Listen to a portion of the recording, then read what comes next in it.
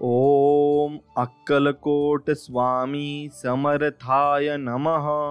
श्री स्वामी समर्थ। जय जय स्वामी समर्थ। स्वामी भक्तांनो, स्वामींचे असेच प्रेमळ गुरु संदेश प्राप्त करण्यासाठी आपल्या चॅनलला नक्की सबस्क्राईब करा आणि बेल आयकॉन नक्कीच दाबा। जेव्हा अडचणीत असाल तेव्हा फक्त तुम्ही प्रामाणिक राहा। स्वामी म्हणतात, जेव्हा आर्थिक परिस्थिती चांगली असेल तेव्हा साधे राहा, आणि जेव्हा एखादं पद किंवा अधिकार असेल तेव्हा विनयशील राहा, आणि जेव्हा अत्यंत रागात असाल तेव्हा अगदी शांत राहा। यालाच आयुष्याचे सुयोग्य व्यवस्थापन असेही म्हणतात। म्हणून तुम्ही असेच आयुष्यामध्ये वागले पाहिजे, आणि यानेच तुमचं आयुष्य अगदी सुखी होऊन जाणार आहे। म्हणून ईश्वरा या स्पर्धेच्या युगामध्ये प्रत्येक वेळेस स्वतःला सिद्ध करण्यासाठी होतील तेवढे प्रयत्न करत आहे, असं तुम्ही स्वामींना नक्कीच म्हणले पाहिजे आणि नक्कीच स्वामींजवळही प्रार्थना केली पाहिजे। आणि पण अजूनही मनासारखे यश मिळालेले नाही स्वामी समर्थ, पण तरीही मी माझे प्रयत्न करणं सोडणार नाही। मला माहिती आहे संघर्षाचे जीवन फक्त माझ्या एकट्याच वाटीला नाही, माझ्यासारखे अनेक कितीतरी असतील जे आपले स्वप्न पूर्ण करण्यासाठी प्रयत्न करत आहेत। पण माझा तुमच्यावर पूर्ण विश्वास आहे ईश्वरा, कारण तुम्हीच म्हणतात भिवू नकोस, मी तुझ्या पाठीशी आहे। आजपर्यंत मिळालेल्या अनेक अपयशाची भरपाई तुम्ही कदाचित एवढ्या मोठ्या यशाने कराल की मी पुन्हा आयुष्यात मागे फिरून कधी पाहणार नाही। हाच माझा तुमच्यावर असलेला दृढ विश्वास आहे स्वामी समर्था, आणि तो कधी कमी होणार नाही। मी माझे प्रयत्न करत राहील, फक्त माझ्या प्रयत्नांना यश द्या हीच तुमच्या चरणी प्रार्थना। आणि स्वामी समर्थांना पण आपण सर्वांनी हीच प्रार्थना करायची। मित्रांनो, तुम्ही जर स्वामी समर्थांवर पूर्ण मनापासून विश्वास ठेवत असाल तर नक्कीच व्हिडिओला एक लाईक करून कमेंटमध्ये श्री स्वामी समर्था आम्हाला सुखी समाधानी आणि निरोगी ठेवा हीच तुमच्या चरणी प्रार्थना असं नक्कीच टाईप करा। आणि तुमच्या आवडत्या मित्राला हा व्हिडिओ नक्कीच पाठवा, म्हणजे त्यांचंही मन नक्कीच चांगल्या विचारांमध्ये गुंतून जाईल। सुखी आनंदी राहायचं असेल ना तर जीवनामध्ये कोणाकडूनच कोणत्याही गोष्टीची अपेक्षा मात्र ठेवू नका। अपेक्षा ठेवल्या आणि त्या जर समोरच्याकडून पूर्ण नाही झाल्या किंवा पूर्ण नाही केल्या तर आपण दुःखी होतो। मग त्या आपल्या जवळच्या व्यक्तीकडून असो, मित्राकडून असो, परिवाराकडून असो किंवा मग देवाकडून असो, अपेक्षा हेच दुःखाचे मूळ कारण आहे। आणि जे कराल ते निस्वार्थ कोणतीही अपेक्षा न ठेवता करा, मग बघा जीवन कसे आनंदी आणि अगदी सुखी तुमचे होऊन जाते। आणि तेच जीवन आपल्याला हवे असते। म्हणून स्वामींचे करावे स्मरण, कीर्तन, स्वामी चरणी लावावे ध्यान, स्वामी भक्तासी करावी मैत्री, सेवा करावी आई वडिलांची, सत्पुरुषांची, स्वामींच्या कथा अनुभव सांगावे एकमेका, स्वामी नाम गाये मुखा, याने वाढे सुख शांती भक्ती, होईल आत्मकल्याण, आणि यानेच तुम्हाला सुखही लाभणार आहे। म्हणून आयुष्यात खूप कष्ट झाले, संकट तर येतच असतात, मग स्वामी परीक्षा घेतात, अक्षरशः नकोस वाटतं, पण स्वामी सेवेकऱ्यांना भक्तांना एवढं खंबीर बनवतात ना की भविष्यात कितीही मोठा प्रसंग आला तरी तो व्यक्ती त्यातून अलगद बाहेर निघतो आणि सर्व दुनिया अचंबित होते। आणि असते स्वामींची कृपा, आणि ती स्वामींची कृपा आपल्यावर आहे असं समजा आणि पुढे चालत राहा, एवढंच लक्षात ठेवायचं आहे। अरे एक लक्षात घ्या, असं स्वामी म्हणत आहेत, मनुष्याने कधीच हिंमत हारायची नसते। ज्याप्रमाणे डोंगरात उगम पावणारी नदी ही रस्त्यातील व्यक्तींना कधीच विसरत नाही की समुद्र कुठे आहे आणि मार्ग कसा आहे, मग किती दूर आहे, भेटेल की नाही, परंतु ती तिच्या इच्छित स्थळी पोहोचतेच। त्यामागे परमेश्वरी शक्ती असते। तसेच तुम्हाला देखील तुमचं इच्छित मिळणार, फक्त न डगमगता वाटचाल चालू ठेवा, नक्कीच तुम्हाला पुढे पुढे जाताना मार्ग हे भेटत जातील। म्हणून परमेश्वराने डोळे तर प्रत्येकाला सारखेच दिले आहे, खूप सुंदर दृष्टी प्रदान केली आहे, परंतु काही लोक असे असतात की वाईटात पण चांगले बघतात आणि काहींना चांगल्यात पण वाईट बघण्याची सवय मात्र असते। म्हणून हे ज्याच्या त्याच्या दृष्टिकोनावर अवलंबून असते, आणि तो जसा विचार करतो तसेच त्याचे मन सुद्धा असते। म्हणून ज्या वेळेस अध्यात्माच्या वाटेवर मनुष्य जातो त्यावेळेस काम, क्रोध, मद, मत्सर, हिंसा यांचा नाश भक्तीने होतो, पण दंभ, अहंकार या गोष्टी मोठ्या प्रमाणात वाढतात, आणि याचा नाश हा आपण स्वतःहून केला पाहिजे, नाहीतर प्रगती न होता अधोगतीच मात्र तुमची नक्कीच होणार आहे। आणि बरेच जणांचं आयुष्य दुसऱ्याला नाव ठेवण्यात जातं, दुसऱ्याला शहाणपण शिकवण्यात जातं, पण दुसऱ्याला या गोष्टी शिकवण्या अगोदर आपण स्वतःच्या अंतःकरणात ढुंकून पाहावे आणि बघावे आपण किती पाण्यात आहोत, याचे उत्तर देखील तिथेच मिळून जाईल। म्हणून असे कधीच करू नये। लोका सांगे ब्रह्मज्ञान, स्वतः मात्र कोरडे पाषाण। असे आपण जीवनामध्ये केले नाही पाहिजे. त्यामुळे आपण स्वतःलाच धोका सुद्धा देत असतो. म्हणून पाण्याशिवाय जशी मासळी तळपडते तसे भक्तांची सद्गुरूंची प्राप्ती करण्यासाठी, अध्यात्मात उच्च प्रगती होण्यासाठी साधकाचे मन आतुरतेने तळमळले पाहिजे. साधकाचे तनमन धन पूर्णतः विसरूनच सद्गुरूंच्या भक्तीत लीन झाले पाहिजे, रममाण झाले पाहिजे. स्वामींची ओढ लागून आत्मकल्याण साध्य होईल हे मात्र तितकेच निश्चित आहे. म्हणून सुखात पण साथ दिली, दुःखात पण साथ दिली.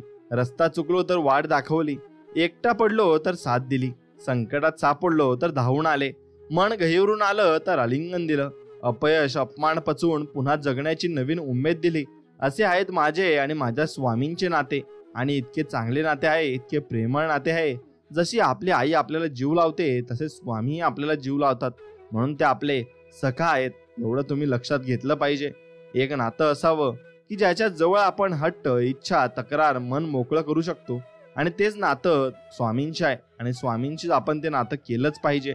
म्हणून मनाला यातना व्हाव्या, आपल्या हृदयाला दुःख व्हावे, मनाला वाईट वाटावे, मानसिक शारीरिक आर्थिक नुकसान व्हावे, नातेसंबंध खराब व्हावे असे आपल्याला स्वतःबाबत घडावे असे कधीच वाटत नाही.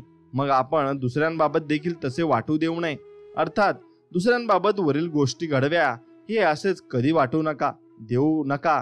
आणि अन्यथा तेच फिरून तुमच्याकडे येणार म्हणजे येणार. आणि हे कर्म आहेत आणि हे येणारच आहेत, याच्यावर तुम्ही पूर्णतः विश्वास ठेवायचा आहे.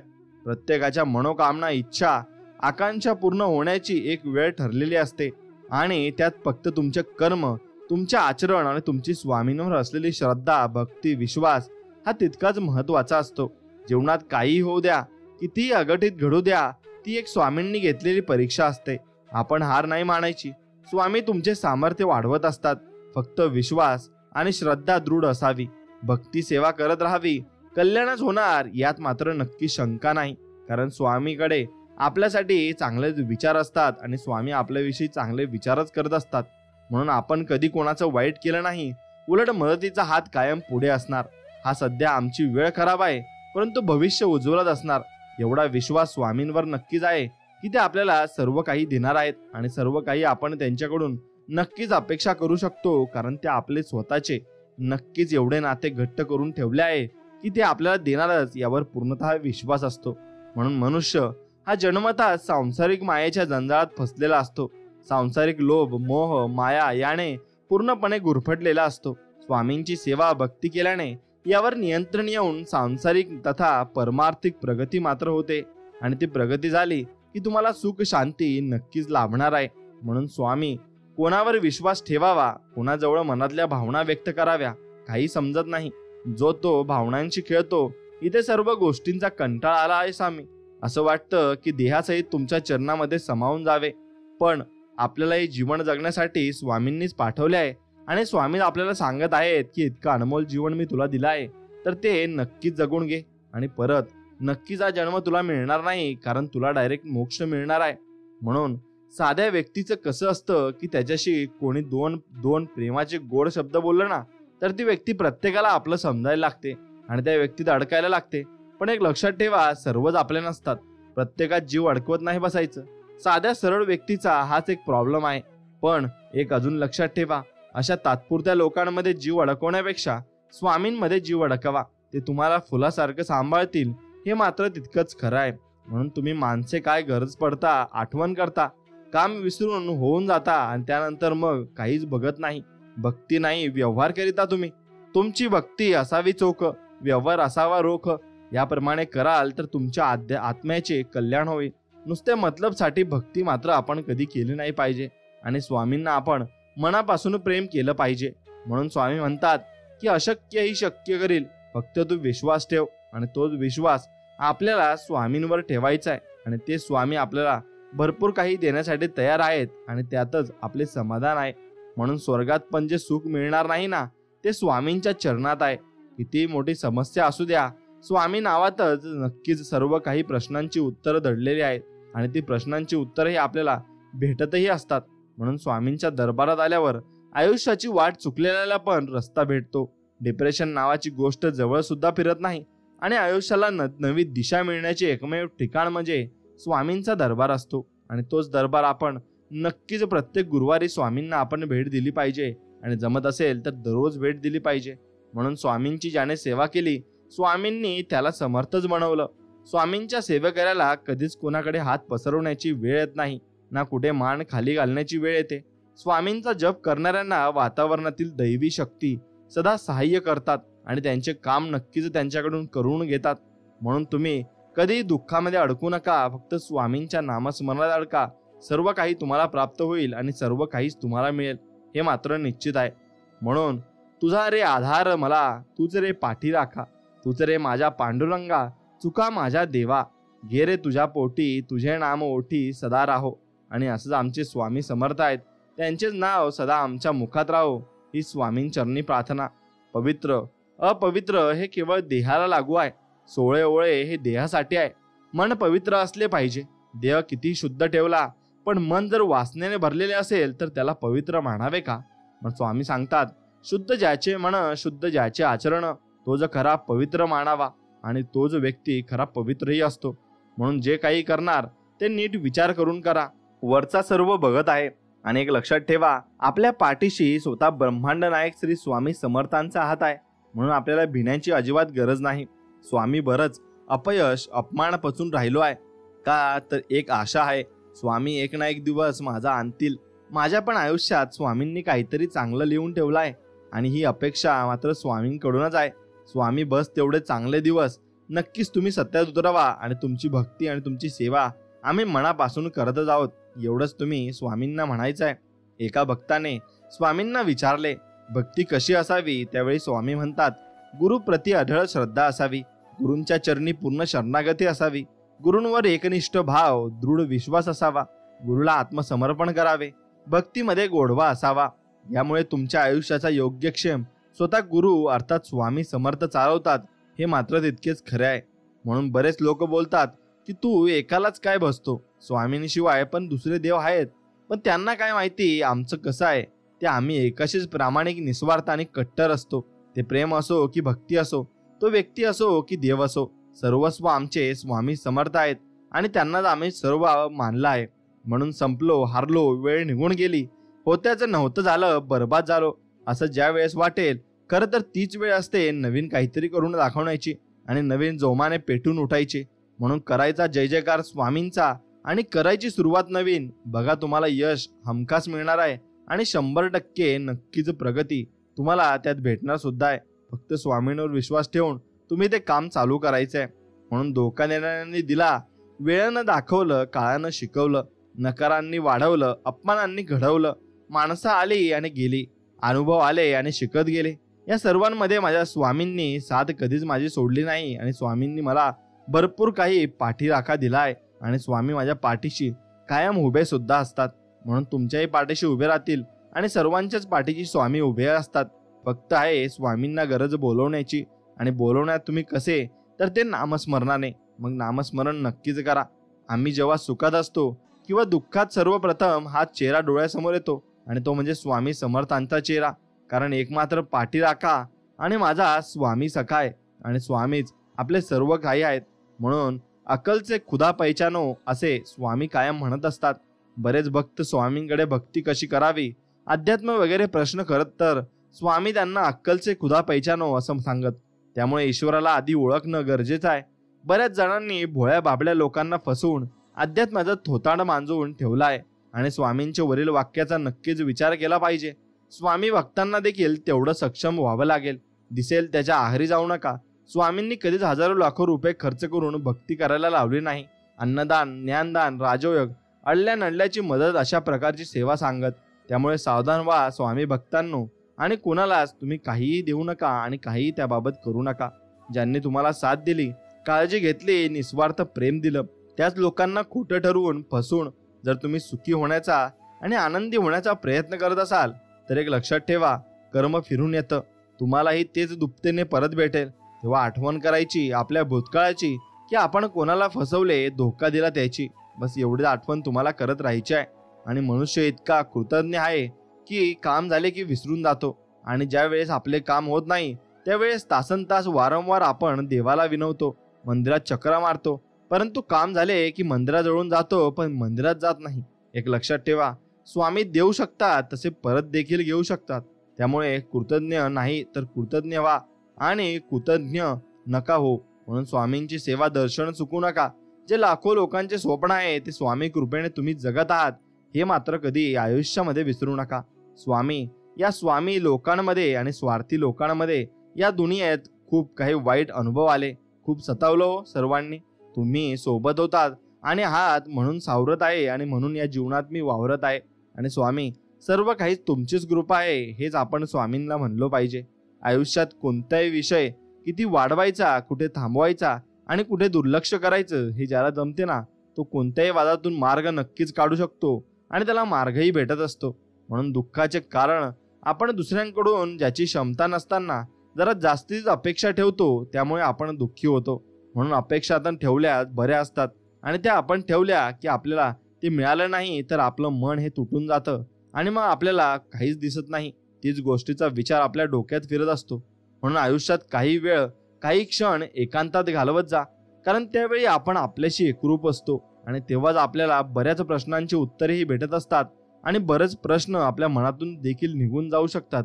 म्हणून आपण ज्यांची इच्छा करतो प्रत्येक वेळी तेच आपल्याला मिळेल असे नाही, परंतु नकळत बऱ्याच वेळा आपल्याला असं काहीतरी मिळतं ज्याची कधीच आपण अपेक्षा केलेली नसते आणि अपेक्षाही आपण ठेवलेली नसते. म्हणून तुम्ही कितीही देवधर्म करा पण तुमच्यामुळे तुमच्या नावाने जर परमेश्वराच्या दरबारात कोणी रडत असेल ना तर मग ती भक्ती काही कामाची नाही. ज्या ज्या लोकांचं मन तुमच्यामुळे दुखावलं गेलं असेल ना त्यांचे एक एक अश्रूंचा हिशोब परमेश्वर आज ना उद्या घेणारच आहे यात मात्र शंका नाही. म्हणून त्यात कधी चूक करू नका आणि ती चूक परत परत देखील घडवू नका. आपण जे काही भक्ती करतो, स्वामींच्या दरबारात जी सेवा करतो ती सर्व स्वामींची इच्छा असेल तरच होते आणि स्वामींच्या इच्छेशिवाय आपण मंदिरात देखील जाऊ शकत नाही. त्यामुळे स्वामींच्या इच्छा मिळवून राहा. तुम्हाला सर्व काही मिळणार आहे यावर फक्त तुम्ही विश्वास ठेवा. बऱ्याच वेळा आपण हताश होतो, निराश होतो, उदासीन होतो, अस्वस्थ, अगदी खचल्यासारखं वाटतं. पण त्यावेळेस स्वामी आपल्याला संदेह, व्यक्ती, सव्यकरी, विचार ग्रंथ इत्यादी पैकी कोणत्याही रूपात उपदेश मार्गदर्शन करतात आणि आपल्याला पुन्हा नवीन स्फूर्ती आणि जगण्याची नवीन उमेद देतात. आणि येथे स्वामींच्या या वाक्याची प्रचिती होते की स्वामी म्हणत असतात, भिवू नकोस, मी तुझ्या पाठीशी आहे. आणि खरंच स्वामी आपल्या पाठीशी कायम स्वरूपी असतात. म्हणून कारे बाळा, स्वामी असे म्हणत आहेत की कारे बाळा, तू इकडे तिकडे कुंडल्या दाखवत फिरतो, शांत्या करत फिरतो, अंधश्रद्धेच्या आहारी जातो, ग्रह तारे बघत फिरतो. अरे शांती करायच्या आधी तुझं मन शांत स्थिर कर, बरोबर मार्ग सापडेल. ग्रह तारे आमच्या इशाऱ्यावर कार्य करतात. त्यामुळे स्वामींची अनन्य भावाने शांत चित्ताने भक्ती करा.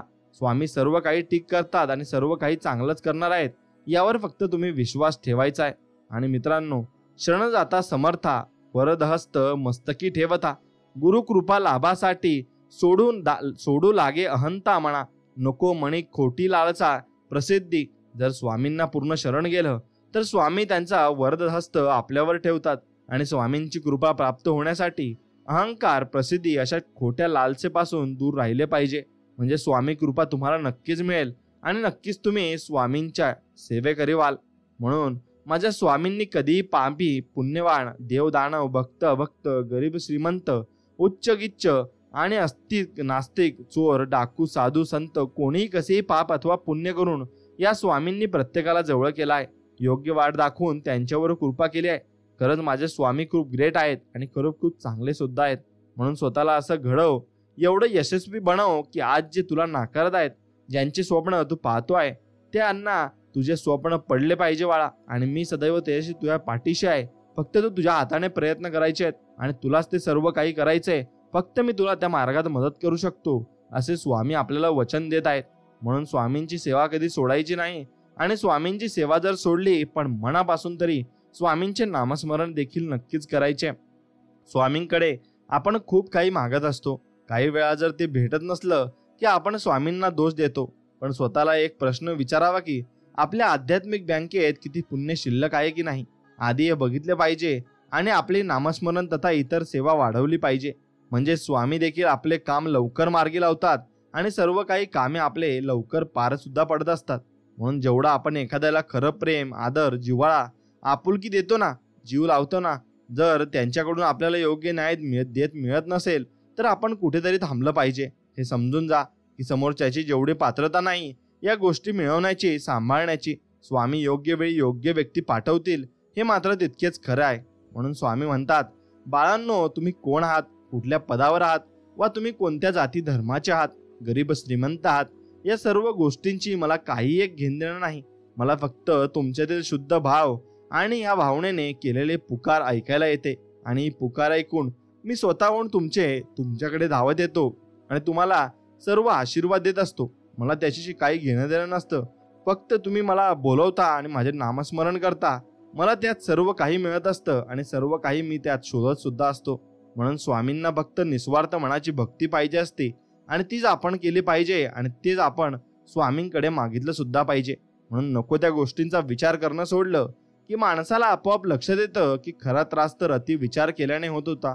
म्हणून अतिविचार हा आयुष्यात खूप हानिकारक असतो आणि तो अतिविचार आपण नक्कीच करायचा नाही. जीवनात पुढे जायचं असेल ना तर कानाने नक्कीच बहिरे व्हा. कारण काही मोजकीच माणसं सोडली तर बाकीचे सगळे मनोबल दुबळेच करणारे असतात आणि सर्व आपल्याला मागे खेचणारे सुद्धा असतात. म्हणून ज्या वेळेस भयंकर वादळ संकटांचा भडीमार होतो अशा काही वेळेस कितीही देव व्रत वैफल्य केले तरी त्याचा अनुभव येत नाही. अशा वेळेस काही न करता एकच करायचं, सर्व शांतपणे जे होत आहे ते होऊ द्या. फक्त एक करा, एक उदबत्ती स्वामींजवळ लावून ती संपेपर्यंत रोज स्वामींचा नावाचा जप करा. दिव्य तुम्हाला अनुभव येईल आणि तुम्हाला असा अनुभव येईल की तुमची सर्व कामं नीट होत आहेत आणि स्वामी तुम्हाला मदत देखील करत आहेत आणि त्या प्रकारची माणसं तुमच्या जीवनात सुद्धा स्वामीच आणत आहेत. म्हणून अरे बाळा, अशा संकटांनी प्रसंगांनी खचून कसं चालेल असं स्वामी आपल्याला समजावत आहेत. अरे तुझ्यावर अनेक जण अवलंबून आहे, ते तुझ्याकडे आशेने बघत आहेत. त्यांच्यासाठी तू एक मात्र पर्याय आहे. अरे माझी एवढी खंबीर साथ असताना कशाला डगमगत आहेत? चल उठ, बरं घे माझे नाव आणि कर माझी सेवा आणि लाग कामाला, असे स्वामी आपल्याला म्हणत आहेत आणि ते आपल्याला नक्कीच त्यांची सेवा करण्यासाठी बोलवत आहेत. म्हणून तुम्ही नक्की स्वामींची सेवा करायला हवी आणि स्वामींना जप करायला हवा. आणि स्वामींची सेवा करण्यासाठी बाकी काही नाही केलं तर चालेल, फक्त स्वामींचं नामस्मरण करा, तेवढं स्वामींना नक्कीच प्रिय आहे. म्हणून बाळा, सध्या तुझा हा संकटाचा काळ चालू आहे, परंतु अजिबात घाबरू नकोस. मी स्वतः तुझ्या बरोबर आहे. अनुभव घ्यायचा असेल तर बघ आजूबाजूला, माझे नाव, फोटो, माझी खूण दिसेल. ही खूण माझ्या अस्तित्वाची जाणीव आहे तुझ्यासाठी. फक्त रोज सतत नामस्मरण भक्ती करत राहा. बाकी चिंता करू नकोस, मी आहेच आणि मी शेवटपर्यंत तुझ्या सोबत असणार आहे. म्हणून चिंता करू नका. ते सुद्धा रडणार ज्यांनी तुम्हाला रडवलाय. कर्माचा सिद्धांत आहे बाळा हा, चिंता नसावी. फक्त स्वामींवर विश्वास मात्र पूर्णपणे आपण ठेवला हवा. आणि स्वामी, खूप संकटात आहे हो मी. जगण्याची पण इच्छा नाही राहिली, परंतु तुमच्याकडे बघून, तुमचे नाव घेऊन जगत आहे की स्वामी सर्व ठीक करतील. या एकाच गोष्टीवर मी टिकून आहे आणि लवकर संकटमुक्त करा, हीच तुमच्या चरणी प्रार्थना. आणि हीच प्रार्थना आपण स्वामींकडे करायची आहे आणि सर्व नाती एकीकडे आणि स्वामींचे आणि आपले सेवेकरांचे नाते एकीकडे असते. कारण ते निस्वार्थ मनाने केलेले असते आणि ते प्रेम नक्कीच खूप मोठे सुद्धा असते. म्हणून आपण ज्यांना मदत केली तेच लोक काम झाल्यावर आपल्याला उलटतात. त्यापेक्षा स्वामींची सेवा नामस्मरण करत राहा. स्वामी सर्व व्यवस्थित करतात आणि प्रत्येक गोष्टीत तुम्हाला मदत देखील करत असतात. म्हणून इतरांची मन जिंकून जा, हेच खरे सत्य आहे. आणि बाकी सत्ता, संपत्ती, पैसा काहीही बरोबर येत नाही. आपण गोरगरीब, आडलेले, नडलेले, निराधार अनाथांची केलेली सेवा हीच अंतिम क्षणी आपल्याला चेहऱ्यावर हास्य ठेवते आणि हास्य दाखवत सुद्धा असते. म्हणून स्वार्थासाठी नाती जोडणारी व सांभाळणारी माणसे भेटली की जीवनाला अर्थ दिशा मिळत असते. आणि नक्कीच स्वार्थ केला तर तो नक्कीच खाकेमध्ये मिळत असतो आणि तो स्वार्थ आपल्याला काहीही घेऊन जात नाही, उलट आपलं त्याचं नुकसान देखील होत असतं. म्हणून स्वामी म्हणतात, कार्य मूर्खांनो, आमचे भक्त सेवेकरी असून अंधश्रद्धेला बळी पडतात, हीच आहे का आमची शिकवण? अरे मनुष्य एवढा शुद्ध, सात्विक, पवित्र आहे का की देवी देवता त्याच्या अंगात संचार करतील? मग अशा मूर्खांच्या नादी लागून स्वतःची कर्म गती खराब नको आणि अंधश्रद्धा बाळगू नकोस. आमची निर्गुण निराकार रूपाची भक्ती कर, तुझे कल्याण होईल, हे फक्त लक्षात ठेव. आणि हेच आपल्याला स्वामी सांगण्याचा प्रयत्न करत आहेत. म्हणून जे घडून गेले त्याचा विचार करू नका, जे प्रारब्ध आपले त्यास दोष देऊ नका. विधिलिखित जे घडायचे ते घडणारच. उद्याच्या चिंतेत आज जगणे विसरू नका. स्वामी भक्ता सदैव राखतातच. तुम्ही नामस्मरण मात्र कधीच सोडू नका. आणि मी आहे ना, काळजी नकोस करूस, असं बोलणारी लोक आयुष्यात असतील ना तर खचलेल्या मनाला पुन्हा नवीन उभारी सुद्धा मिळत असते आणि नवीन गोष्टी करण्याची चालना देखील मिळत असते. म्हणून स्वामी सांगतात, बाळा, तुझं कोण आहे ओळखायचं असेल ना, तर तुझ्यावर एखादा वाईट प्रसंग संकट येऊ दे आणि तू ज्यांना आपलं मानतोस, आदर करतोस, विश्वास ठेवतोस, प्रेम करतोस, माझे माझे मिरवतो व त्यांना सांगून बघ, ते सुद्धा या प्रसंगात तुला आधार साथ न देता पळ काढतील, संपर्क कमी करतील. त्यामुळे फक्त माझा नामाचा जप कर आणि अशा प्रसंगी मला हाक मार. मी आलोच लगेच तुझ्यासाठी, भिवू नकोस, मी तुझ्या पाठीशी आहे. एवढं स्वामी आपल्याला समजवत आहेत आणि एवढा आधार ते आपल्याला देत आहेत. म्हणून स्वामी सांगतात, जा तुझ्या अपराध माफ केलेत, यापुढे सावधगिरीने वाग, भिवू नकोस, पुढे जा, संकट दूर होईल. प्रत्यक्ष काळ जरी तेथे आला ना, तरी तुझ्यासाठी आम्ही त्याचा प्रतिकार करू, असे स्वामी आपल्याला संबोधत आहेत आणि असे वचन सुद्धा स्वामी आपल्याला देत आहेत. मग स्वामी सोबत असताना भिण्याची गरज नाही, फक्त आपण लढायला शिकले पाहिजे. आपल्या भक्तीमुळे येणारे दुःख, संकटे जी जितक्या भयानक पद्धतीने येऊ शकतात ती येत नाहीत आणि आपण हे विसरता कामा नये. सुख असो किंवा दुःख, या दोन्ही वेळेस आपल्या स्वामी भक्तीवर ठाम असावे. फक्त दुःखात त्याची आठवण नको, एवढं मात्र निश्चित आहे. म्हणून प्रत्येक व्यक्तीला परमेश्वर आपल्या जीवनात काही ना काहीतरी उद्देशाने आणत असतो आणि कोणी आपल्याला केवळ आजमावून जातो, कोणी आपल्याला ज्ञान देऊन जातो आणि कोणी वापर करून जातो. तर एखादा व्यक्ती आपल्याला जगण्याचा खरा अर्थ शिकवून जात असतो आणि तो आपण अर्थ शिकवून घ्यायचा आहे आणि तो अर्थ शिकून घेतला की आपल्याला अनुभव सुद्धा मोठे येत असतात. म्हणून कोणी तुझ्या वाईटावर असेल, विनाकारण त्रास, शाप, तळतळात देत असेल, तर याकडे लक्ष देऊ नकोस की आहे ना तुझ्या पाठीशी आणि स्वामींची शक्ती भरपूर मोठी आहे आणि त्याच्यासमोर कोणती शक्ती टिकणं हे नक्कीच शक्य सुद्धा नाही. म्हणून फक्त माझे नाव घेत राहा आणि हे कोणी तुझं काही बिघडू शकणार नाही, हे मात्र निश्चित आहे. म्हणून स्वामी म्हणतात, हे बघ बाळा, माझ्याकडे येताना तू धर्म, जात, पंथ, वर्ण, गरीब, श्रीमंत हे सर्व विसरून येत जा, कारण या गोष्टी आम्ही मानत नाहीत आणि स्वामी खरंच या गोष्टी मानत नाहीत. ही गोष्ट तुम्ही लक्षात घेतली पाहिजे आणि त्याच गोष्टी तुम्ही करत असतात. म्हणून जो माझ्या ताब्यात आहे त्याचा ताबा कोणीही, कोणती शक्ती घेऊ शकत नाही, असे स्वामी म्हणत आहेत. म्हणून स्वामींच्या ताब्यात राहायला शिका आणि स्वामी जे जे आपल्याला शिकवत आहेत ते नक्कीच तुम्ही शिकायला पाहिजे. आणि माझ्या भक्तांच्या विरोधात कोणतेही षडयंत्र केले तर याद राहा, गाठ माझ्याशी आहे, असं स्वामी रागाने म्हणत आहेत. आणि जो दुसऱ्यांचं वाईट करत आहेत त्याला नक्कीच कर्माची फळं हे स्वामी सुद्धा देत असतात. म्हणून स्वामींवर सच्ची नक्कीच भक्ती तुम्ही करायची आहे आणि ती भक्तीच तुम्हाला स्वामींच्या जवळ घेऊन जाणार आहे. आणि स्वामींवर परिपूर्ण विश्वास तुम्हाला आयुष्यामध्ये भरपूर मोठी प्रगती करायला लावणार आहे. म्हणून जेव्हा रस्ते बंद होतात, सुटते सर्वांची साथ, तेव्हा फक्त स्वामी तुम्हीच देता मला स्वामी मदतीचा हात. आणि असा मदतीचा हात संकट काळात नक्कीच खूप मौल्यवान ठरत असतो. म्हणून जगातील सर्वात भयानक माणूस म्हणजे ज्याच्याकडे अन्नासोबत भूक आहे, अंथरुणासोबत झोप आहे आणि आपल्या ओंजळीतील दुसऱ्याला देण्याची दानत आहे, तोच खरा माणूस आणि तोच खरा भाग्यवान माणूस असतो आणि नक्कीच तो खूप भाग्यशाली माणूस असतो. म्हणून त्या माणसाकडे सर्व काही आलेले असते हे त्यांनी समजून घेतले पाहिजे. म्हणून द्वेष आणि विरोध, टीका, चर्चा आणि बदनामी झाल्याशिवाय विजेता घडत नसतो. अर्थहीन वादविवादापेक्षा अर्थपूर्ण शांतता नेहमी चांगली सुद्धा असते आणि तशी शांतता आपण ठेवली पाहिजे. नक्कीच समोरचा माणूस आपल्याला काही बोलू द्या, आपण फक्त आपल्या मार्गावर चालत राहायचं आहे. आणि जपणं आणि साठवणं यात फार मोठं अंतर असते. साठवली जाते ती दौलत आणि जपलं जाते ती माणसे. म्हणून या दोघांचा विचार वेगवेगळा नक्कीच करायला हवा. आणि माणसांची पैशाची तुलना करू नये आणि पैशांची माणसाची तुलना अजिबात करू नये. म्हणून तुम्ही फक्त स्वामींवर विश्वास ठेवा, सर्व काही ठीक होणार आहे. पावसाळ्यात तुम्ही कितीही जपून वावरा, शिंतोडे उडवणारी वाहने येतात आणि आपल्या अंगावर शिंतोडे उडवून जातात. आयुष्यही तसंच आहे. तुम्ही कितीही सुस्पष्ट प्रामाणिकपणे वागा, शिंतोडे उडवणारे लोक शिंतोडे उडवतात आणि निघून जातात. फक्त त्या शिंतोड्याने आपला प्रवास आपणच थांबवायचा नसतो आणि तो प्रवास फक्त आपण चालू ठेवायचा असतो. आणि तो जर चालू ठेवला तर आपल्याला प्रगती निश्चितच भेटणार आहे, हे मात्र खरं आहे. म्हणून जेव्हा नशीब ढकलून देतो, सुटतो आयुष्याचा ताबा, तेव्हा नेहमी झेलायला उभे असतात माझे स्वामी समर्थ बाबा. आणि ते स्वामी समर्थ आम्हालाच सर्व काही देत असतात आणि सर्व काही आमच्या संकट काळात ते आमच्या पाठीशी उभे असतात.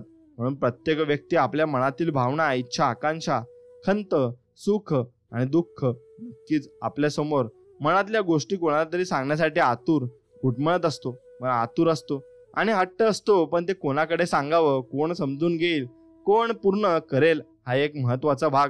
परंतु स्वामी सेवेकरांचे, भक्तांचे हक्काचे ठिकाण, विश्वासाचे ठिकाण ते म्हणजे स्वामी दरबार आहे आणि स्वामींचा मठ आहे. त्याला नक्कीच तुम्ही भेट दिली पाहिजे.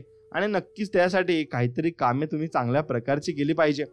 म्हणून जीवनात अर्धे दुःख चुकीच्या लोकांवर विश्वास ठेवल्याने येते आणि बाकी अर्धे दुःख खऱ्या लोकांवर संशय घेतल्याने येते. म्हणून खऱ्या लोकांवर संशय तुम्ही कधीही आयुष्यात घेऊ नका आणि त्यांची परीक्षा सुद्धा तुम्ही अजिबात घेऊ नका. म्हणून जर तुम्हाला आयुष्यामध्ये खूप संघर्ष करावा लागला ना, तर समजून जा की तुम्ही खूप प्रामाणिक आहेत आणि तुम्ही खूप चांगले आहेत आणि लवकरच तुम्हाला चांगले दिवस येणार आहेत. म्हणून समुद्रात कितीही मोठे वादळ आले तरी समुद्र आपली शांतता सोडत नाही. तसेच आपल्या जीवनात कितीही संकटे आली तरी आपला चांगुलपणा आणि प्रामाणिकपणा आणि इमानदारपणा कधी तुम्ही आयुष्यात सोडू नका आणि त्याच्यासोबत नक्कीच तुम्ही टिकून राहिले पाहिजे. तरच तुम्ही आयुष्यामध्ये भरपूर मोठी प्रगती करू शकाल आणि भरपूर मोठ्या नक्कीच पदावर तुम्ही जाऊ शकाल. हे तुम्ही लक्षात घेतले पाहिजे. मित्रांनो, व्हिडिओ आवडला असेल तर व्हिडिओला एक लाईक करा आणि कमेंटमध्ये श्री स्वामी समर्थ लिहा. म्हणून मित्रांनो, तुमच्या जीवनामध्ये भरपूर काही गोष्टी या भीतीदायक वातावरण निर्माण करतात आणि त्या भीती निर्माण करून मग तुम्हाला तुमच्या जीवनाची भीती वाटायला लागते आणि त्याने तुम्ही काहीच करू शकत नाही असे तुमचे मन होऊन जाते. म्हणून तुम्ही काहीतरी करण्यासाठी तुम्हाला भीतीवर मात ही करावीच लागेल आणि ती मात करण्यासाठी नक्कीच तुम्हाला ते शिकावं लागेल. तर असाधारण भीती सतावत असेल तेव्हा तुमचं लक्ष ताबडतोब हव्या असलेल्या गोष्टींवर केंद्रित करा. तुमच्या या इच्छेमध्ये पूर्णपणे निमग्न व्हा आणि गर्क व्हा आणि या वृत्तीमुळे तुमचा आत्मविश्वास जागा होईल आणि उत्साह वाढेल आणि अर्धसज्ञ मनाची अनंत शक्ती तुमच्या वतीनं काम करू लागली आहे आणि ती निकामी होऊ शकत नाही. त्यामुळे शांती आणि भरवसा या गोष्टी तुमच्यात आहेत आणि अपयशाची भीतीच अपयशाचा अनुभव निर्माण करते. आपल्यापैकी प्रत्येक जण आपल्या कामात आणि आयुष्यात दखल देणाऱ्या आणि होणाऱ्या समस्यांची काळजी करतात. आधीच्या प्रकरणात नमूद केल्याप्रमाणे आपण त्या सोडवायला शिकतो, पण कधी कधी प्रश्न खूपच अक्रार विक्राळ बनतात आणि आपण त्यांना तोंड देऊ शकत नाही. आपल्या अर्धसज्ञ मनात आत्मविश्वासाची जागा भीतीनं घेतलेली असते. मानवी प्रणालीमध्ये सर्वाधिक विदारकपणे प्रतिबिंबित होणाऱ्या विकृत मानसिक अवस्थांपैकी भीती ही सगळ्यात महत्त्वाची आहे. तिच्यामध्ये अनेक अंश किती किंवा पातळ्या असतात आणि टोकाची धास्ती, धासका, आतंक आणि ह्यापासून ते येणाऱ्या आपत्तीची अस्पष्टची चाहल इथपर्यंत, पण इथपासून तिथपर्यंत ती एकच गोष्ट असते. आयुष्याच्या केंद्रावर उमटणारा पक्षाघातकाचा ठसा आणि जो मज्जासंस्थेमार्फत शरीराच्या प्रत्येक पेशीत अनेक प्रकारची विकृत लक्षणं उत्पन्न करू शकतो.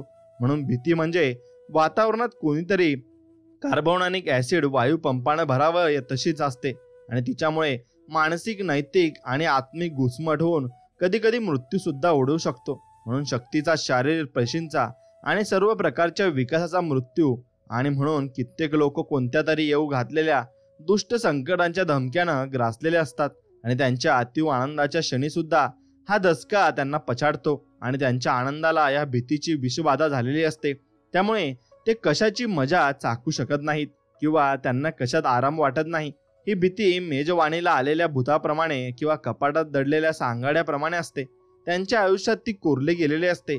त्यांच्या आत्यंतिक भित्रेपणापासून आणि त्यांच्यामधून अंग चोरण्यामधून आणि त्यांच्या स्वतःची जाणीव असलेल्या आविर्भावातून ती अधोरेखित होत मात्र असते. म्हणून आपल्याला अनेकदा भीती असते की कामावर असताना आपण घेतलेल्या निर्णयामुळे अपयश, बॉसची टीका, पदावनती किंवा पदोच्चती असे परिणाम भोगावे लागतील आणि या भीतीमुळे डोकेदुखी, अल्सर आणि भावनिक समस्या उद्भवू शकतात.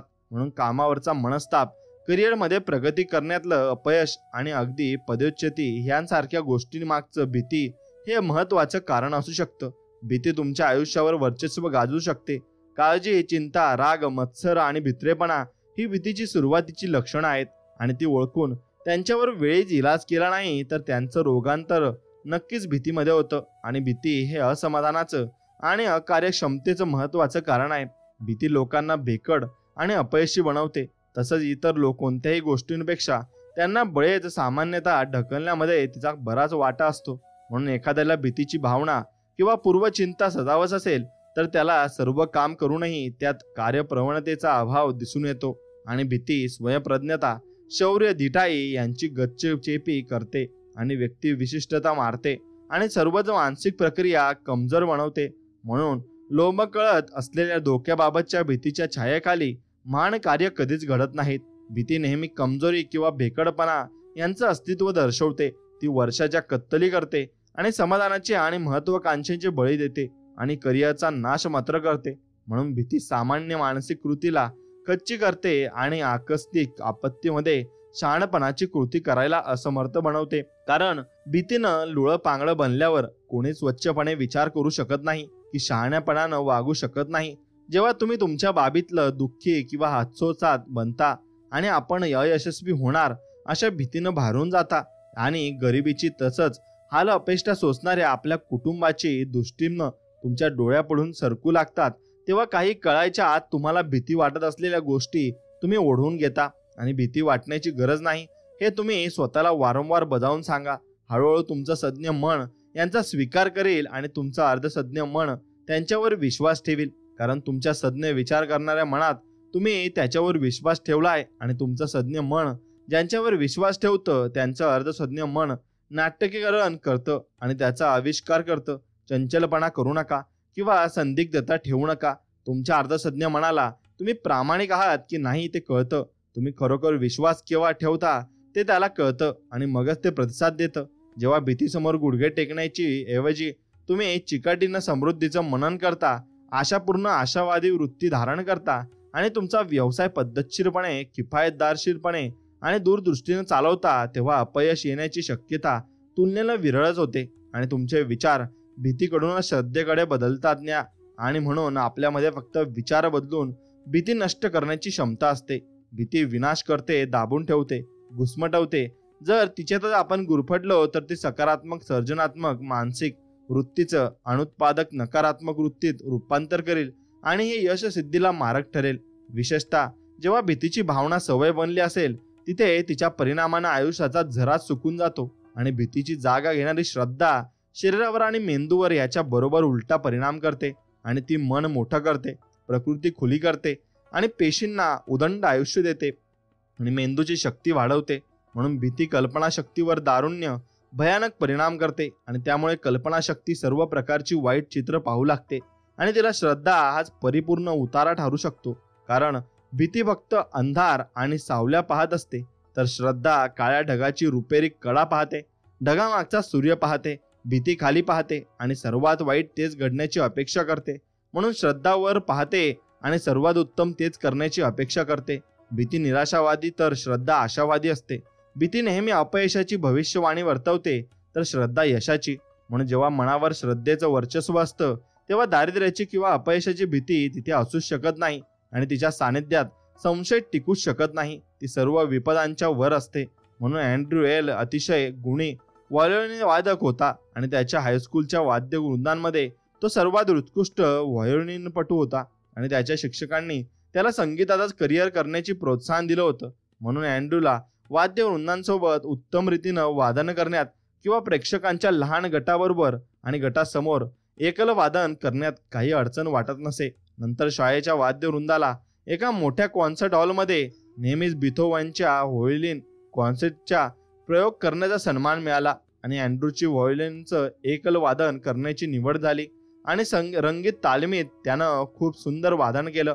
पण मैफिलीच्या रात्री जेव्हा प्रेक्षकांनी कच्चून भरलेल्या प्रेक्षकगृहासमोर तो उभा राहिला तेव्हा तो गोठून गेला आणि भीतीनं त्याची एवढी गाळण उडाली की त्याला वादनच करता येईना. शेवटी त्याला रंगमंचावरून घेऊन जावं लागलं आणि त्या क्षणापासून अँड्रूनं वादन करायला नकार दिला. त्यानं दुसरी करिअर निवडली पण तो नेहमी संगीताच्या दुनियेत जगण्याचं स्वप्न पाहत राहिला आणि अँड्रूची संगीतातली करिअर वाचवता आली असती मग लक्षात घ्या की अर्थात आली असती. पण इतर अनेक स्त्री पुरुष मंच भयावर मात करून महान अभिनेते, संगीतकार, गायक आणि वक्ते बनले आहेत आणि त्यांनी एखाद्या किंवा काही उदाहरणात अनेक सुद्धा पराभवांनी हार मानले नाही. त्याचा स्वतःवर विश्वास होता. सामर्थ्यशाली श्रद्धा ही मोठी संपत्ती आहे कारण ती कधीच चिंतेत पडत नाही आणि ती तात्पुरता त्रासांच्या पलीकडे, घोटाळ्या पलीकडे, अडचणी पलीकडे पाहू शकते. ती ढगाआडचा सूर्य पाहू शकते. तिला माहीत असतं की गोष्टी योग्य रीतीनं जुळून येतील कारण डोळ्यांना जे दिसतं नाही ना ते उद्दिष्ट तिला दिसत असतं. म्हणून भीतीवर मात कशी करावी हे तुम्ही समजून घेतलं पाहिजे. भीतीवर मात करण्यापूर्वी आपल्याला भीती कशाची वाटते ते प्रथम समजून घेतलं पाहिजे. ते अद्याप झालेलं नाही त्याची म्हणजेच जी गोष्ट अस्तित्वातच नाही तिची भीती आपल्याला वाटत असते. अडचण म्हणजे काहीतरी काल्पनिक ज्याचा आपण विचार करत बसतो आणि जे आपल्याला त्याच्या नुसत्या शक्यतेनंच भेडसावून सोडतं. म्हणून अनेकांना जमिनीपासून उंचावर असलेल्या चिंचोळ्या जागेवरून जाळण्याची भीती वाटते आणि तीच चिंचोळी जागा एखाद्या खोलीत किंवा जमिनीवर खुणांनी दर्शवलेली असती तर त्यांना तिच्यात परिपूर्ण सफाईनं वावरता आलं असतं आणि तोल जाण्याची शक्यता अजिबात वाटली नसती. म्हणून अशा ठिकाणी चालण्याबाबतची सर्वात धोक्याची गोष्ट म्हणजे पडण्याची भीती. मन स्थिर ठेवणारे लोक अगदी निर्भय असतात. ते एखाद्या संभाव्य धोक्याच्या शक्यतेचा विचार जास्त डोईजड होऊ देत न देता त्यांच्या शारीरिक क्षमतांवर परिपूर्ण नियंत्रण ठेवतात आणि ज्या कसरती प्रेक्षकांना थक्क करून सोडतात त्या करण्यासाठी कसरतपटूला फक्त भीती जिंकावी लागते. म्हणून एक अगदी नेहमीचीच भीती घ्या, नोकरी सुटण्याची भीती.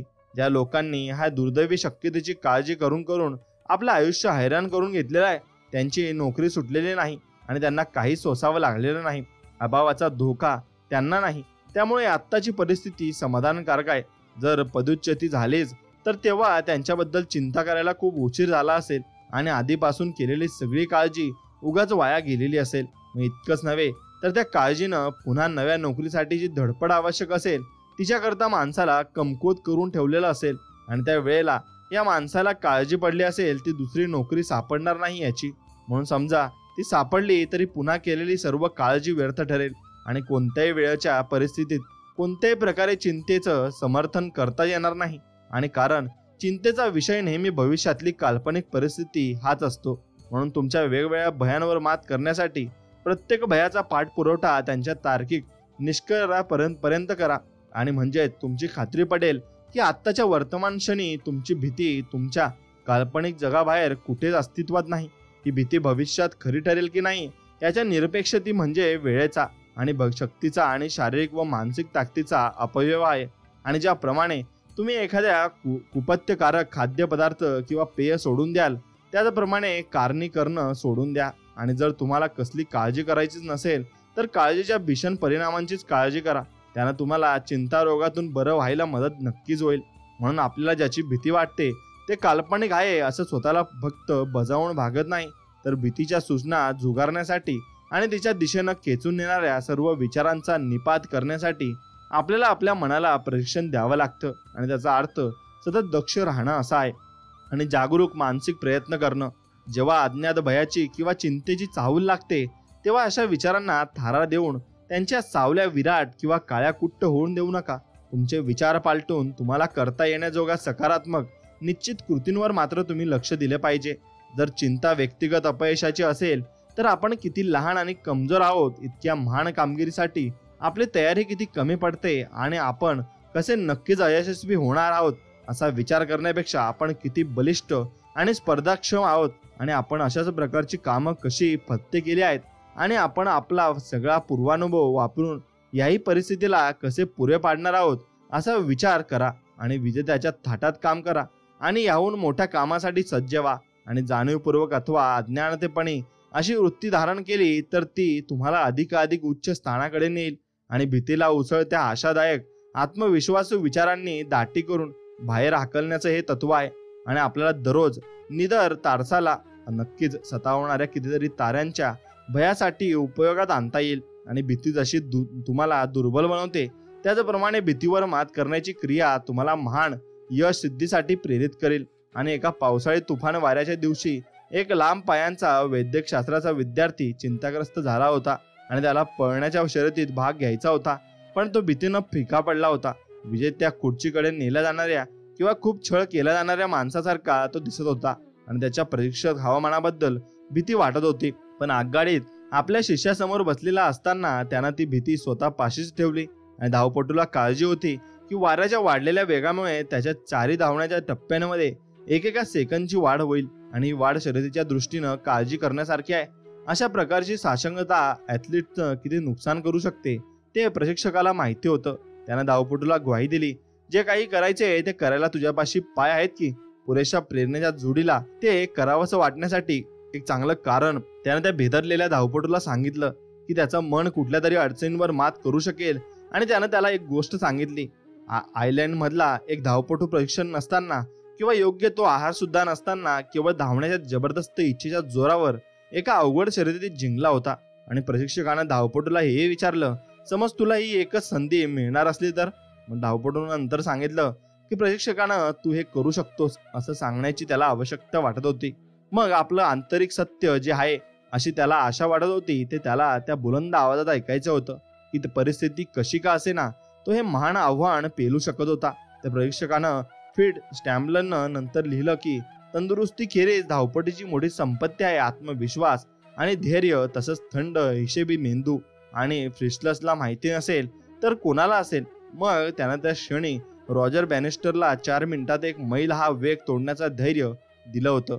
म्हणून तुमच्या मनाचा ताबा घ्या आणि नक्कीच तुम्ही जीवनामध्ये खूप काही मिळवू शकाल आणि खूप काही गोष्टी तुमच्या जवळ येतील हे निश्चित आहे. म्हणून आपल्याला आपल्या विचारांवर, भावनांवर आणि प्रतिसादांवर नियंत्रण नक्कीच ठेवायला शिकलं पाहिजे. आपल्याऐवजी भीतीला निर्णय घेऊ देता कामा नयेत आणि आपण आपला ताबा घेऊन भयांना सांगितलं पाहिजे, मी मालक आहे, मी माझ्या विचारांना हुकूम सोडत असतो, हा निर्णय द्यायला मला भीती वाटत नाही. तुमच्या मनाला कुठे लक्ष द्यायचं ते सांगा. म्हणजे तुम्ही एखादा मालक जसा नोकरांना आपल्या सूचनांची अंमलबजावणी करायला सांगतो त्याचप्रमाणे होऊन जाल. आणि तुम्ही स्वतःच्या मनाचा ताबा घेतला पाहिजे. इतरांना त्यांच्यावर सत्ता गाजवू देता कामा नये. सामान्य माणसाच्या मनावर पंथ, पोथीनिष्ठता, परंपरा, अंधश्रद्धा, भीती आणि अज्ञान यांचं अधिराज्य असतं. जगातलं सगळ्यात मोठं वाळवंट सहारा नाही ते सामान्य माणसाच्या मनात आहे. इतरी लोकांची मनं त्यांच्या मालकीची नसतात. ते स्वतः विचार करण्याचा प्रयत्नच करत नाही. ते घरात खंबीर मनाच्या कुटुंबियांना किंवा कामावर बॉसच्या मतांना नाहीतर कणखर मनाच्या सहकाऱ्यांना आपल्या मनावर सत्ता गाजू देतात. आणि हे तुमच्या बाबतीत घडू देऊ नका. इतरांच्या वर्चस्वाला प्रतिकार करण्यासाठी तुमच्या अर्धसज्ञ मनाला बलवान करा आणि आपलं भाग्य ध्येय नियंत्रित करण्याची तुमची शक्ती निर्धारानं नक्कीच तुम्ही वापरायला हवी. म्हणून तुमच्या भीतीची तपासणी तुम्ही केली पाहिजे. एका मोठ्या आंतरराष्ट्रीय कॉर्पोरेशनच्या विक्री प्रमुखानं एकदा कबुली दिली की जेव्हा त्यानं प्रथम विक्रेता म्हणून कामाला सुरुवात केली तेव्हा ग्राहकांची भेट घेण्याचा धीर करण्यापूर्वी त्याला त्या भागाला 5 ते 6 चक्रा माराव्या लागायच्या. आणि त्यांची पर्यवेक्षिका अनुभवी होती आणि चाणाक्षही होती. एक दिवस तिनं त्याला सांगितलं, दरवाजा मागे लपून बसलेल्या राक्षसाला घाबरू नकोस. राक्षस भिक्षस काही नसतो, तू एका खोट्या समजुतीचा बळी आहेस. पर्यवेक्षकानं पुढे त्याला सांगितलं की तेव्हा तिला भीतीची पहिली थरथर जाणवायची तेव्हा ती तिला सामोरे जायची. त्या भीतीकडे ती थेट पाहायची, तिच्या डोळ्याला डोळा विडवायची. जेव्हा ती असं करायची तेव्हा भीती विरून जायची आणि बिनमहत्वाची होऊन जायची. म्हणून सारा एमची बॉस अग्रेस जुलमी होती. आपल्या सगळ्या कनिष्ठांच्या कामाच्या बारीक सारीक तपालचीवर ती पाळत ठेवायची आणि ती टीका पटकन करायची. पण चांगल्या कामाची प्रशंसा सोडाच दखलही घ्यायची नाही. साराला कामावर जायलाच नको वाटायचं आणि अग्रेस तिच्या टेबलाशी आली की ती अक्षरशः थरथर कापायची. मग साराच्या लक्षात आलं की रेबेका नावाच्या तिच्या सहकारणीला मात्र अग्रेसच्या आरडाओरडाच्या कधीच जाच वाटायचा नाही आणि ती अशा परिस्थितीत प्रसन्न कशी राहू शकते. म्हणून याचं रहस्य तिने रेबेकाला विचारलं. रेबेका म्हणाली, प्रथम इथे आले तेव्हा अग्रेसच्या मी चांगलाच धसका घेतला होता. ती नोकरी सोडायलाच निघाले होते, पण मला तिची फारच गरज वाटली होती आणि मी ठरवलं की मी परवानगी दिल्याशिवाय अग्रेसला किंवा इतर कुणालाही माझं आयुष्य उद्ध्वस्त करता येणार नाही. मला जर कुणी दुःखी करू शकत असेल तर ती व्यक्ती फक्त मीच असेल. मी जर अग्रेसला मला न्यून वाटू देण्याची परवानगी दिली तर मी न्यून बनेन. त्यामुळे जेव्हा ती मला फैलावर घेते तेव्हा मी तिचं बोलणं एका कानानं ऐकून दुसऱ्या कानानं सोडून देते. तिची नकारात्मकता मी बाहेरच अडवते आणि आयुष्यातल्या चांगल्या गोष्टींवर लक्ष केंद्रित करते. मी मान डोलावून होय मॅम म्हणते आणि काम चालू ठेवते. प्रयत्न करून पहा, लगेच जमणार नाही, पण कालांतरानं अग्रेसच्या आरडाओरडा तुझ्यावर काही परिणाम न होता नुसताच आपटून परत धाडायला तुला जमेल. म्हणून सारानं रेबेकाला सल्ला मानला आणि कामाच्या वातावरणात फरक पडला नाही, पण तिच्या त्याबाबतच्या दृष्टिकोन आणि त्या वातावरणाला तिची प्रतिक्रिया यामुळे नोकरी सुसह्य झाली. म्हणून प्रेरणेमुळे पराभवाचं रूपांतर विजयात होईल हे नक्कीच आहे.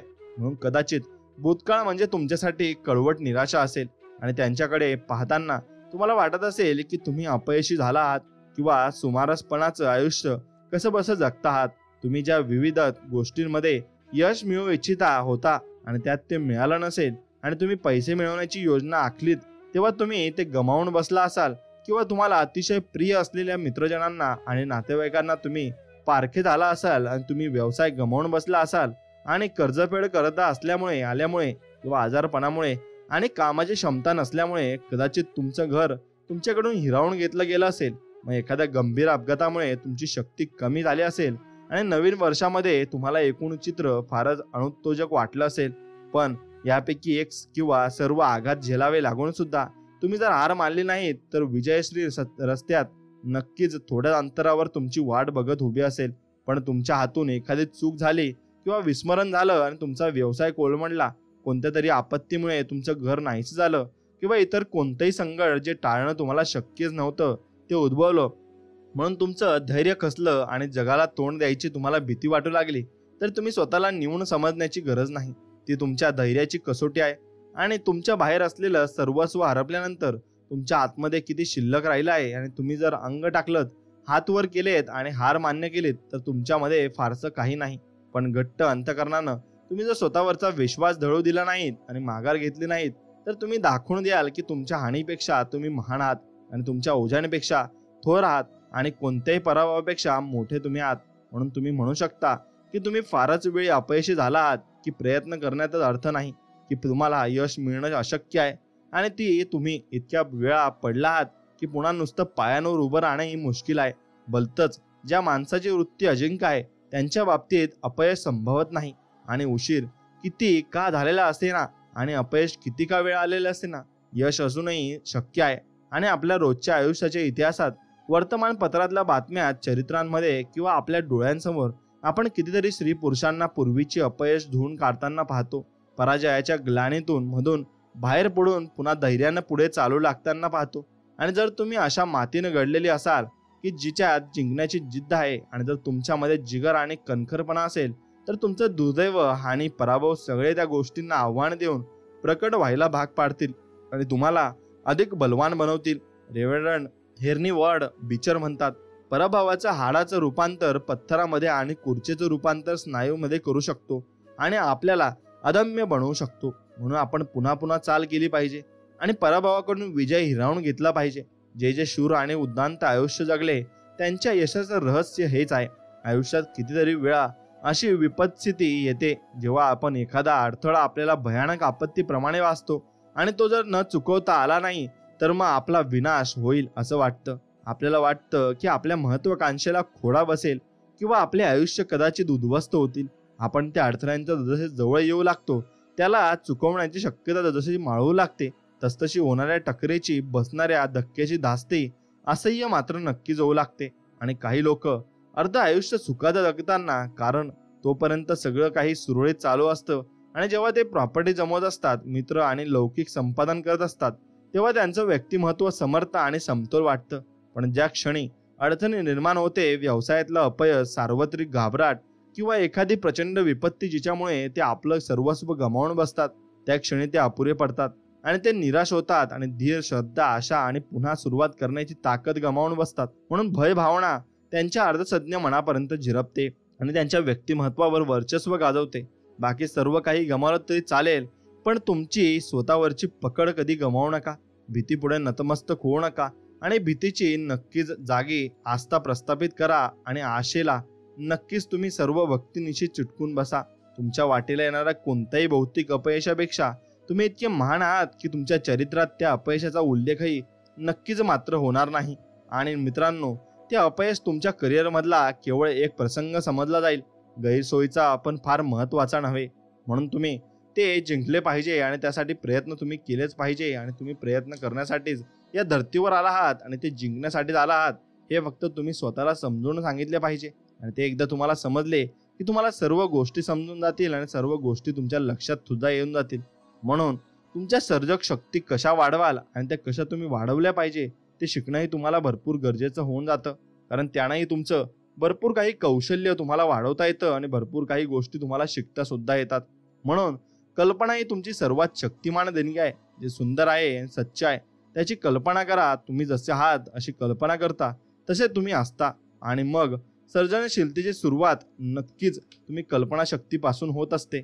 आणि मग इथं आपण शिस्तबद्ध, नियंत्रित आणि दिशायुक्त कल्पनाशक्तीबद्दल बोललो आहोत. एखादी प्रतिमा पाहणं म्हणजे कसल्या तरी जन्म देणं, अर्धसज्ञ मनावर ते ठसवणं. अर्धसज्ञ मनावर जे काही ठसवलं जातं ते अवकाशाच्या पडद्यावर आकार, कार्य, अनुभव आणि घटना या स्वरूपात व्यक्त होतं. जर तुम्हाला यशस्वी व्हायचं असेल तर आपण यशस्वी झालो आहोत अशी कल्पना तुम्हाला प्रथम करावी लागेल.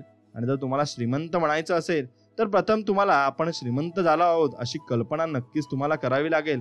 तरच तुम्ही त्याच्या मागे जाऊ शकता आणि त्याच्या बरोबर सुद्धा राहू शकता. म्हणून जेव्हा जग म्हणतं हे नक्कीच काही अशक्य आहे असे करता येणार नाही, तेव्हा कल्पनाशील व्यक्ती म्हणेल की हे झालेलं आहे. कल्पनाशक्ती सत्याचा सखोल भेद करू शकते आणि नक्कीच निसर्गाची आणि गुपित प्रकट करू शकते. म्हणून कल्पनेवर भरोसा ठेवा. एका मोठ्या उद्योजकानं त्यानं एका छोट्याशा दुकानात अशी सुरुवात केली त्याबद्दल सांगितलं आहे. तो म्हणतो, मी संपूर्ण देशभर शाखा असलेल्या एका मोठ्या कॉर्पोरेशनचं स्वप्न पाहत होतो. नियमितपणे आणि पद्धतशीरपणे तो त्यांच्या मनात प्रचंड इमारती, कार्यालये, कारखाने आणि दुकाने यांच्या प्रतिमा पाहत होता. कारण त्याला माहिती होतं की मनाच्या किमयानं तो असं एक कापड विणू शकत होता ज्यातून त्याची स्वप्न भेटता येतील. आणि त्याची भरभराट झाली आणि आकर्षणाच्या वैश्विक नियमानुसार तो स्वतःकडे कल्पना, कर्मचारी, मित्र, पैसा आणि त्यांच्या ध्येयाच्या विकासासाठी आवश्यक ते सर्व आकर्षण करू घ्यायला लागला. मग त्यामुळे या माणसानं कल्पनाशक्तीला व्यायाम दिला आणि कल्पनाशक्तीनं हे मानसिक आकृतीबंध आकारबद्ध करीपर्यंत तो त्यांच्या सहवासात राहिला आणि त्यानं निष्कर्ष काढला, तुम्ही यशस्वी झाला आहात अशी कल्पना करणं तुम्ही अयशस्वी झाला आहात अशी कल्पना करणे इतकंच सोपं आहे आणि जास्त मजेदार सुद्धा आहे. म्हणून तुम्ही ज्या अशा कशाची कल्पना करू शकता त्याला तुम्ही जन्म देऊ शकता आणि तुमचं अर्धसज्ञ मन तुम्ही एखाद्या कल्पनेच्या किंवा ध्येयाच्या चित्रानं गर्वित करू शकता. म्हणून आत्मा तुमच्या मनातल्या अदृष्ट गोष्टी पाहू शकतो असं प्राचीन लोक सांगतात. तो नवा शोध कुठे आहे, नवं नाटक कुठे आहे, तुमचं ते गुप्त संशोधन आत्ता कुठे आहे, ते तुमच्या मनात आहे. ते खरं आहे, पण मनाच्या एका वेगळ्या मितीमध्ये त्याला आकार आहे, आकृती आहे आणि पदार्थ द्रव्य सुद्धा आहे. हे आत्ता आपल्यापाशी आहे अशी खात्री बाळगा, म्हणजे ते तुम्हाला मिळेल. म्हणून कल्पनाशक्ती कृतीचं बीज. एका माणसाच्या कल्पनाशक्तीनं एक यशस्वी व्यवसाय कसा निर्माण केला त्याचं उत्तम उदाहरण म्हणजे हावर्ड शुल्ट्झ आणि त्याची स्टारबक्स नावाची कॉफी शॉपची साखळी. एखादी नवी कल्पना यशस्वी करण्यासाठी दृष्टी, धैर्य आणि अचल आत्मविश्वास यांची आवश्यकता मात्र नक्कीच असते आणि ते तुमच्याजवळ असायलाच हवं. शुल्ट्झला स्टारबक्समध्ये किरकोळ विक्री आणि मार्केटिंग यांची व्यवस्था बघण्याची नोकरी मिळाली. स्टारबक्स हा त्यातला कॉफीचा एक छोटासा वितरक होता आणि त्याची सिएटलमध्ये आणि किरकोळ विक्रीची दुकानं होती. 29 वर्षाच्या शुल्ट्झचं तेव्हा नुकतंच लग्न झालं होतं आणि त्यानं बायकोसह न्यूयॉर्कमधलं आपलं घर सोडून ही नवी नोकरी स्वीकारली. साधारणतः वर्षभरानं शुल्ट्झनं खरेदीच्या निमित्तानं इटलीला भेट दिली आणि मिलानमध्ये भटकत असताना त्याच्या लक्षात आलं की इटालियन संस्कृतीत कॉफीला फार महत्त्व आहे. तिथे कामाचा दिवस कॉफी बारमधल्या उत्तम कॉफीच्या कपानं सुरू होतो आणि काम संपल्यावर मित्र आणि सहकारी घरी जाण्यासाठी पुन्हा एक कॉफी बारमध्ये भेटून निवांत वेळ घालवतात. इटालियन सामाजिक जीवनाचं काप बार हे केंद्र होतं आणि शुल्ट्झनं अशा प्रकारे कॉफी बार अमेरिकेत उभे राहत असल्याचं दृश्य डोळ्यासमोर आणलं आणि अगदी कधी असं कुणी केलेलं नव्हतं. पण त्याला वाटलं की स्टारबक्सच्या कॉफीच्या उच्च दर्जामुळे हे साध्य होईल. म्हणून शुल्ट्झनं अमेरिकाभर शेकडो कॉफी शॉपचं दृश्य पाहिलं आणि शॉप जिथे व्यावसायिक लोक कामावर जाताना थांबतील आणि काम संपल्यावर निवांत वेळ घालवतील, खरेदीला निघालेले लोक क्षीण घालवायला तिथे थांबतील, तरुण वर्ग आपल्या डेटला भेटायला कॉकटेल बारऐवजी कॉफी बारमध्ये येतील आणि कुटुंब सिनेमा पाहण्यासाठी किंवा नंतर ताजतवानं व्हायला इथे येतील. म्हणून शुल्ट्झला या कल्पनेनं अक्षरशः पछाडलं. इटालियन कॉफी बारच्या धर्तीवरच्या कॅफेच्या राष्ट्रीय स्तरावरची साखळी उभारण्याचा त्याचा निर्धार होता. पण स्टारबक्स या मालकाची तशी इच्छा नव्हती आणि कॉफीच्या बियांच्या होलसेल व्यापारात त्याची जम बसवला होता आणि त्याच्या मालकीची रेस्टॉरंट हा त्याच्या पसाऱ्याचा एक छोटासा भाग होता. म्हणून आपलं ध्येय प्रत्यक्षात आणण्यासाठी शुल्ट्झनं स्टारबक्सचा रामराम ठोकला आणि एक नवीन कंपनी काढली. 1886 मध्ये सिएटलने त्यानं पहिला कॉफी नक्कीच उघडला आणि तो ताबडतोब यशस्वी झाला. शुल्ट्झनं आणि एक कॉफी बार नक्कीच सिएटलमध्ये आणि तिसरा व्हॅन्कूव्हरमध्ये काढला. पुढच्या वर्षी त्यानं स्टारबक्स कॉफी कंपनी विकत घेतली आणि त्याचं नाव आपल्या व्यवसायाला दिलं. शतक बदलण्याच्या सुमारास स्टारबक्स हा अमेरिकन संस्कृतीचा अविभाज्य भाग झाला होता आणि हा व्यवसाय जगभरातल्या डझनभर देशांमध्ये विस्तारला सुद्धा होता. म्हणून असेच तुमची नक्कीच भरभराट होते आणि तुम्हाला भरपूर काही गोष्टी मिळतात सुद्धा आणि त्या गोष्टी तुम्ही आत्मसात करायला शिकले पाहिजे. आणि त्या गोष्टी जेव्हा तुम्ही आत्मसात करता आणि जेव्हा शिकत असता तेव्हा तुमच्या सोबत कुणीच नसतं, फक्त तुमच्या सोबत असतो तो तुमचा विश्वास. त्या विश्वासासोबत तुम्ही स्वतःला घेऊन चालत असता आणि तो विश्वास तुम्हाला त्या गोष्टींपर्यंत घेऊन जात असतो. कारण तो विश्वासच तुमचा असतो, तो देवावर असतो किंवा स्वतःवर असतो. मग तो विश्वास तुमचा जेवढा जास्त दृढ आणि जेवढा जास्त भक्कम असेल ना तेवढं जास्त मोठे यश तुम्हाला मिळत असते. म्हणून तुम्ही फक्त विश्वास ठेवायला हवा आणि जो तुमचा विश्वास असतो तोच खूप महत्त्वाचा असतो आणि तोच तुम्हाला पुढे घेऊन जात असतो. ही गोष्ट लक्षात घ्या. तुम्ही स्वामींवर जेव्हा विश्वास ठेवता तेव्हा तो विश्वासच तुम्हाला तुमचं हे जे जग असतं त्यातले जे अट्रॅक्शन असतं आणि ज्या तरंग असतात ते तुम्हाला चिटकतात आणि ते तरंग तुम्हाला पुढे घेऊन जात असतात आणि ते तरंगच तुम्हाला सांगत असतात की मी तुला जिंकवण्यासाठी आलोय. या धरतीकडून आणि या निसर्गाकडून तुम्ही जे मागाल ते तुम्हाला मिळणार आहे. ही गोष्ट तुम्ही एकदा लक्षात घेतली की तुमच्या सर्व काही लक्षात येऊन जाईल. म्हणून तुम्ही या निसर्गाकडे आणि या धरतीकडे सर्व काही मागितले पाहिजे जे तुम्हाला पाहिजे. मग तुम्हाला सर्व काही मिळेल जे तुम्हाला पाहिजे असतं. आणि तुमच्याकडून जे प्रयत्न होतील ते करा आणि तुमच्या अडचणींमध्ये हा निसर्ग तुमची साथ देईल. आणि तुम्हाला जसे लोक पाहिजे असतील आणि जसे व्यक्ती तुमच्या सहाव्या पाहिजे असतील तसे व्यक्ती तुम्हाला ते निसर्ग आणून देईल आणि त्यांची भेट तुम्हाला घडवून देईल. म्हणून जे तुम्हाला पाहिजे असतं ते मिळवण्यासाठी फक्त तुम्ही निसर्गाकडे एकदा मागणे केले पाहिजे. जसं आपण आई वडिलांकडे मागतो, देवाकडे मागतो, तसेच निसर्गाकडे मागणे केले पाहिजे. आणि आपण ते क्षण जगत आहोत असे आपण वागायला सुरुवात केली पाहिजे. तसे वागायला सुरुवात केली तर नक्कीच ते आपल्याला मिळेल आणि त्यातून आपल्याला भरपूर काही मोठी शिकवण सुद्धा मिळेल आणि अनुभव सुद्धा आपल्याला येईल. म्हणून हा व्हिडिओ आवडला असेल तर नक्कीच व्हिडिओला एक लाईक करा आणि कमेंटमध्ये श्री स्वामी समर्थ लिहा. आपल्या चॅनलला सबस्क्राईब करून बेल आयकॉन नक्कीच दाबा आणि तुमच्या आवडत्या मित्राला व्हिडिओ नक्की शेअर करा. भेटूया पुढच्या व्हिडिओमध्ये. तोपर्यंत जय श्रीराम, श्री स्वामी समर्थ. जय जय स्वामी समर्थ. धन्यवाद मित्रांनो.